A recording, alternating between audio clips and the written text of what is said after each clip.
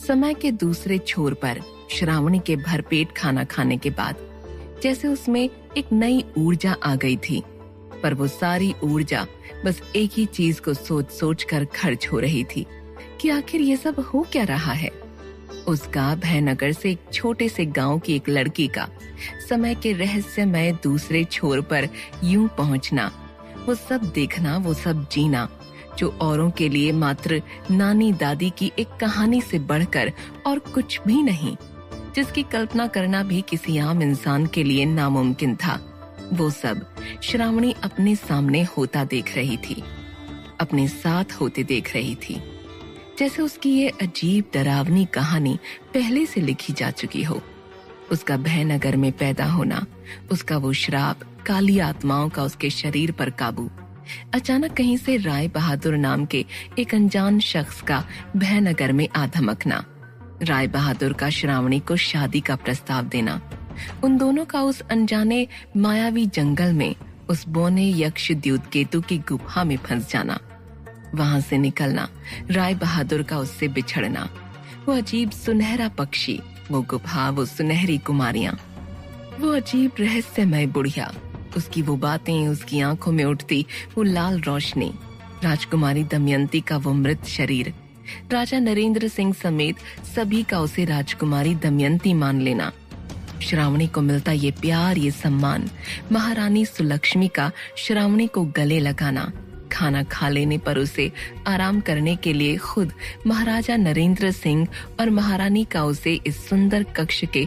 सुंदर बिस्तर पर लिटाकर जाना, जैसे श्रावणी कोई सपना देख रही हो, जैसे ये सब पहले से ही तय हो। इतना कुछ मात्र संयोग से नहीं हो सकता। यही सब सोचती श्रावणी राजकुमारी दमयंती के इस कक्ष में उनके शाही मखमली पलंग पर बैठी अनेक सवाल अपने मन में लिए यहाँ वहां देख रही थी। राजकुमारी का ये कक्ष सच में परियों की कहानी में बताए जाने वाले सुंदर कक्ष सा था। कीमती मूर्तियां, सोने की जरी की कलाकृतियां, असंख्य तस्वीरों और अनदेखे सुंदर पत्थरों से बने इस कक्ष की खिड़की से खूबसूरत भावनगर का अद्भुत नजारा साफ साफ दिख रहा था। दूर बसी एक हरी भरी पहाड़ी और उसके पीछे उठते उन असंख्य सफेद बादलों में एक अजीब आकर्षण था। ये वही पहाड़ी थी जहां उस रहस्यमय बुढ़िया की झोपड़ी थी। एक घना गहन जंगल, झील, भावनगर के आसपास बहती नदी, सब कुछ इस खिड़की से साफ साफ दिख रहा था। वहीं कक्ष भी सभी सुविधाओं से युक्त था। इस बड़े से कक्ष के अंदर राजकुमारी दमयंती की असंख्य शाही पोशाकें झरोखों से झांकती हुई श्रावणी की आंखों में टिमटिमा रही थीं। श्रावणी उठकर जैसे इतने सुंदर कपड़ों की तरफ खींची चली जा रही थी। रंग बिरंगे रंगों वाली इन पोशाकों में सोने और चांदी की जरी थी।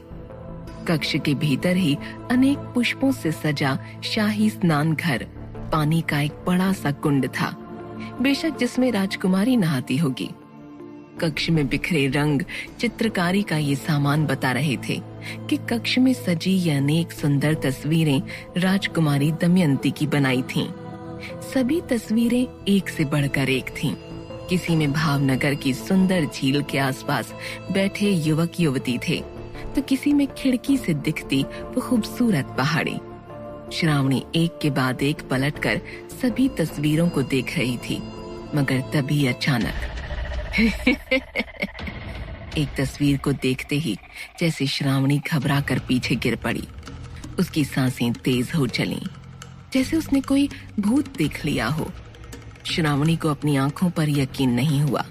वही बुढ़िया, उसकी आंखों में तैरता वही लाल रंग, उसकी वही डरावनी हंसी, जैसे राजकुमारी दमयंती ने अपनी तस्वीर में उकेर रखी थी। मगर आखिर कैसे जानती थी राजकुमारी दमयंती उस रहस्यमय बुढ़िया को? और अगर जानती थी तो फिर उस बुढ़िया ने श्रावणी को देख भयनगर का नाम क्यों लिया? क्यों उसने भी औरों की तरह श्रावणी को राजकुमारी दमयंती नहीं मान लिया? डरते हुए श्रावणी अब जमीन पर ही आगे खिसकते हुए उस तस्वीर की ओर बढ़ने लगी। उसके कांपते हाथों ने फिर उस तस्वीर को उठा लिया। चेहरे का वही लाल रंग, कमर पर उठती वही अजीब गुबड़, पूरे शरीर पर उठती वही झुर्रियां। मगर तभी श्रावणी की नजरों ने उस तस्वीर में कुछ ऐसा देखा जिसकी उसे उम्मीद नहीं थी। चित्र में इस बुढ़िया के ठीक पीछे वही पहाड़ी थी जो इस कक्ष की खिड़की से दिख रही थी। श्रावणी तुरंत इस चित्र को उठा खिड़की के पास ले आई। हूबहू वही पहाड़ी, उसी पहाड़ पर खड़ी हूबहू वही बुढ़िया। इसका मतलब ये बूढ़ी अम्मा इसी पहाड़ पर रहती हैं। क्या ये संभव है? अगर ऐसा है तो मुझे जल्द से जल्द उस पहाड़ पर जाना होगा, क्योंकि यही मुझे वापस अपने घर, अपने भयनगर, मेरे बापू के पास जाने का कोई रास्ता बता सकती है। श्रावणी ये सब खुद से बोल ही रही थी कि अचानक उसकी आंखों के सामने अंधेरा छाने लगा। उसे चक्कर आने लगे और वो लड़खड़ाते हुए फिर पलंग पर गिरती हुई तेज सांसें लेने लगी। ये उसके पिछले कई दिनों से जरा भर आराम न करने का नतीजा था। श्रावणी ये समझ चुकी थी कि उसका शरीर अब कुछ देर आराम चाहता है, मगर उसका दिमाग अब भी रह रह कर श्रावणी को आगाह करते हुए चीख चीख कर उसे न सोने की सलाह दे रहा था। उसे जल्द से जल्द इस महल को छोड़ उस पहाड़ पर जाने को कह रहा था, क्योंकि अभी तक ये साफ नहीं था कि क्या सचमुच राजकुमारी दमयंती मर चुकी है या जिंदा है। और अगर वो जिंदा है और श्रावणी के आराम करने के बीच, उसकी नींद के बीच अगर वो फिर से महल लौट आई तो फिर श्रावणी का मरना तय है। महामंत्री कुषाण की तलवार की आवाज श्रावणी की बंद होती आंखों के सामने खनक रही थी। असल राजकुमारी दमयंती का गुस्साया चेहरा, राजा नरेंद्र सिंह का दहाड़ना, महारानी सुलक्ष्मी की नफरत भरी निगाहें, उस रहस्यमय बुढ़िया की लाल रंग से चमकती वो आंखें, सब सटासट श्रावणी की आंखों के सामने आकर गुजरने लगे। मगर उनमें से कोई भी श्रावणी की आंखों को बंद होने से, उसे नींद में खोने से नहीं रोक पाया। और कुछ ही पलों में नींद की गहरी ठंडक ने उसे अपनी आगोश में ले लिया। श्रावणी की आंखें धुंधली हो बंद हो गईं। वहीं दूसरी तरफ राजा नरेंद्र सिंह के कहे अनुसार महामंत्री कुषाण भावनगर में आज शाम होने वाले भव्य कार्यक्रम में शाही दावत की तैयारियों में पूरी तरह व्यस्त थे। इन तैयारियों में उनकी मदद के लिए उनके विश्वास पात्र अंगरक्षक विशंभर और हाल ही में उन्हें अपनी बुद्धि से प्रभावित करने वाले युवा राय बहादुर भी शामिल थे। राजा के कहे अनुसार कुषाण इस आयोजन को बहुत ही भव्य बनाना चाहते थे। भोजन, सजावट, अतिथियों का स्वागत, सभी को आमंत्रित करना, सारी व्यवस्था, सब कुछ महामंत्री कुषाण के ऊपर टिका था। ध्यान रहे विशंभर, कोई भी शाही अतिथि न छूटे। राज्य के भी सभी खास अतिथियों तक न्योता पहुंचाकर उन्हें आज शाम के इस आयोजन में लाने की जिम्मेदारी तुम्हारी है। कुषाण ने विशंभर को सभी अतिथियों के नाम के साथ साथ सभी के लिए एक शाही न्योता देते हुए कहा। यह आवश्यक काम वो विशंभर से ही किसी पुराने और अनुभवी इंसान को देना चाहते थे। आदेश पाते ही विशंभर घोड़े पर सवार हो सभी अतिथियों को आमंत्रण देने चल दिया। वहीं युवा राय बहादुर को एक अहम जिम्मेदारी देते हुए कुषाण बोले, और तुम तेज बहादुर, हाल ही में तुमने जो युक्ति सुझाई थी उससे हम काफी प्रभावित हैं। तुम्हारे इस जोश और बुद्धि को देखते हुए हम तुम्हें इस पूरे राज्य की और महल के अंदर की सजावट का जिम्मा सौंपते हैं। इस कार्य में मदद के लिए तुम्हें 15 सिपाहियों की एक सैन्य टुकड़ी भी दी जाएगी, जो तुम्हारे कहे अनुसार तुम्हारे आदेश का पालन करेगी। राय बहादुर समेत सभी ये सुन हैरान थे। कुषाण के बुलाए खास अंगरक्षकों, सिपाहियों में तो सुगबुगाहट बढ़ने लगी कि इतना जरूरी काम, इतना बड़ा भार कुषाण ने इतने युवा कंधे पर कैसे डाल दिया। एक ही दिन में आकर ऐसा क्या किया है विशंभर के इस लड़के ने, जो कुषाण उस पर इतना विश्वास दिखा रही हैं। वहीं युवा राय बहादुर इतनी बड़ी जिम्मेदारी पाकर खुश थे। राज्य को विहंगम सजाकर कुषाण की उम्मीदों पर खरा उतरकर राजा और महामंत्री को खुश कर उनकी नजरों में आने का ये उनके पास दूसरा मौका था, जो राय बहादुर बिल्कुल भी छोड़ना नहीं चाहते थे।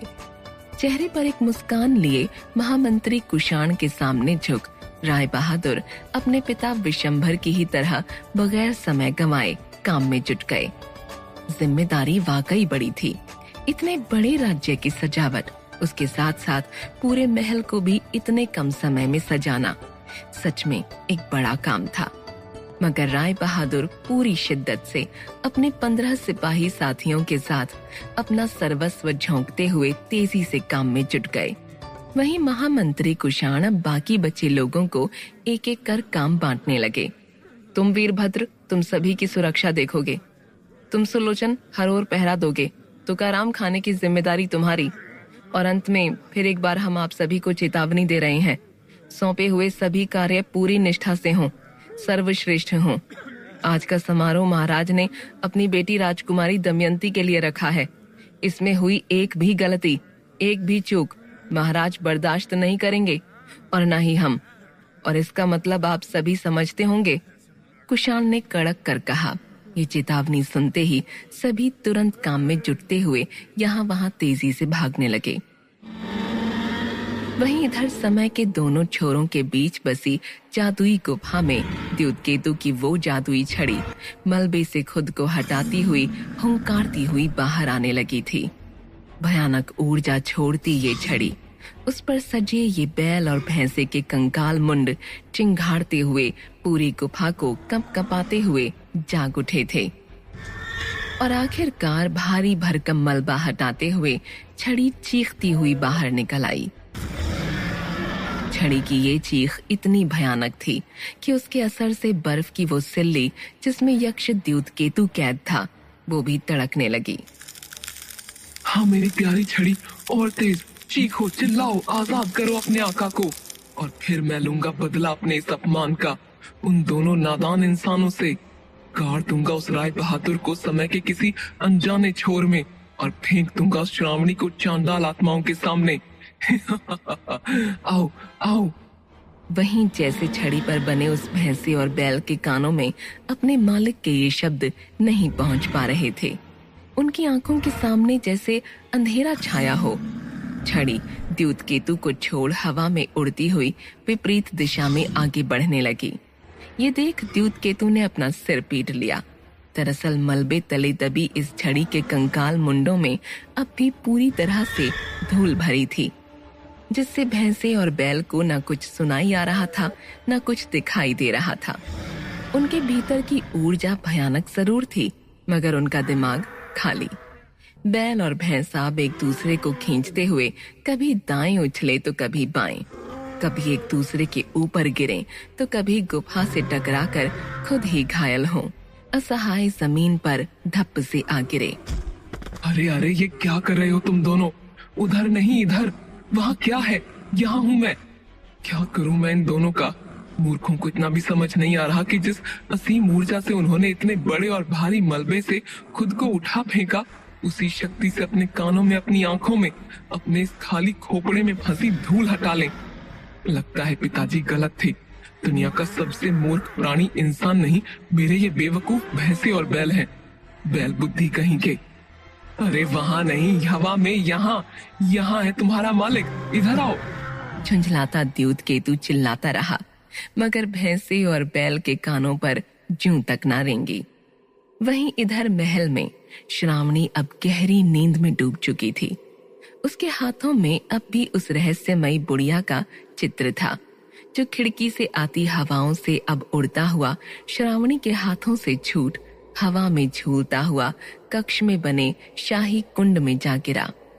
मगर उस तस्वीर के पानी को छूते ही हवाएं अपने आप तेज हो उठीं।